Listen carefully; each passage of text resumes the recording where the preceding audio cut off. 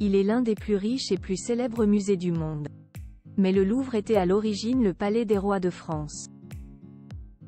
Charles V, François Ier, Henri II, Henri IV, Louis XIV, ainsi que les empereurs Napoléon Ier et Napoléon III, ont laissé leur empreinte dans sa majestueuse architecture. Publicité de quand date le premier Louvre? C'est au roi Philippe Auguste en 1190 que l'on doit le premier Louvre. Il s'agit alors d'une puissante forteresse de plan carré située à la jonction de la Seine et de l'enceinte de Paris de l'époque. En cette période médiévale, son rôle est défensif, protéger l'accès de la capitale. Charles V en fait une résidence royale. Un peu plus d'un siècle et demi plus tard, le roi Charles V décide d'en faire l'une de ses résidences royales. Il faut dire qu'avec la construction d'une nouvelle enceinte, le Louvre se trouve désormais à l'intérieur des remparts de la ville. Puis François Ier, la résidence principale du roi de France. Il faut attendre 1528 et François Ier pour que le lieu devienne la résidence officielle du souverain à Paris. Faisant abattre le donjon, il engage des travaux de modernisation, confiant cette tâche à l'architecte Pierre Lescot. Mais c'est sous le règne de son fils Henri II, au milieu du XVIe siècle, qu'est édifiée la nouvelle aile en façade, de style Renaissance. Henri IV rattache les Tuileries de Catherine de Médicis. Soucieux de relancer l'économie dans la capitale par de grands travaux, Henri IV lance un vaste projet concernant le Louvre. Baptisé le Grand Dessin, ce chantier colossal consiste notamment à relier le palais à celui des Tuileries que Catherine de Médicis, la veuve d'Henri II et mère des rois François II, Charles IX et Henri III, avait fait construire en face, hors de l'enceinte. Longue de 460 mètres, cette « galerie du bord de l'eau », ou « Grande Galerie », est alors bâtie sous la direction de Louis Métezeau et Jacques II Androuet du Cerceau. Louis XIV agrandit encore le palais avant de l'abandonner, au profit de Versailles, petit-fils d'Henri IV. Louis XIV laisse aussi sa marque au Louvre.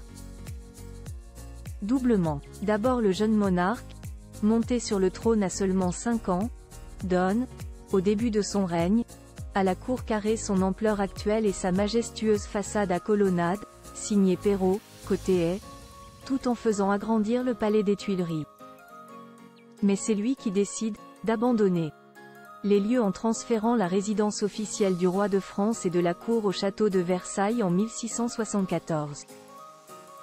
Napoléon Ier veut finaliser le « Grand Dessin » dès Henri IV. Si la période révolutionnaire a confirmé au Palais du Louvre un statut artistique et muséal initié dès la fin du XVIIIe siècle, l'empereur Napoléon Ier entend bien apporter lui aussi sa touche à l'ancien Palais des Rois, et finaliser enfin le « Grand Dessin » voulu par Henri IV. Installé aux Tuileries, il entreprend la construction d'une galerie pour réunir, cette fois au nord, le long de la rue de Rivoli, les deux palais. Napoléon III donne son aspect actuel au Louvre, devenu à son tour empereur des Français en 1853.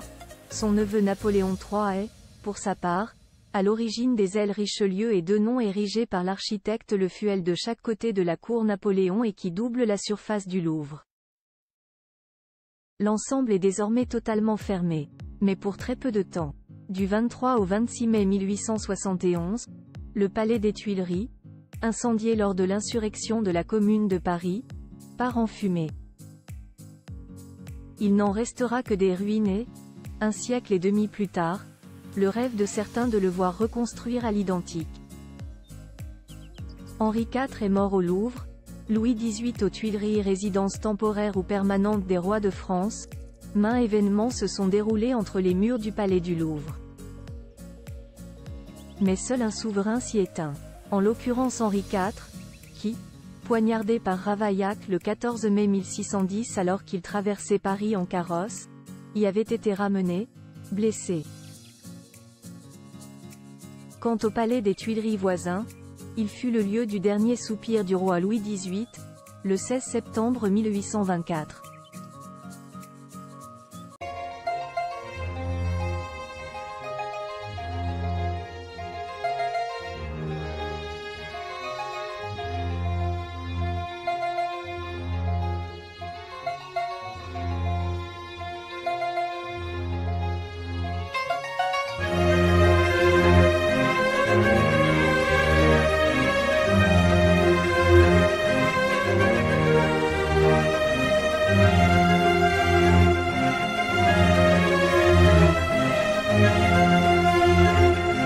Louvre.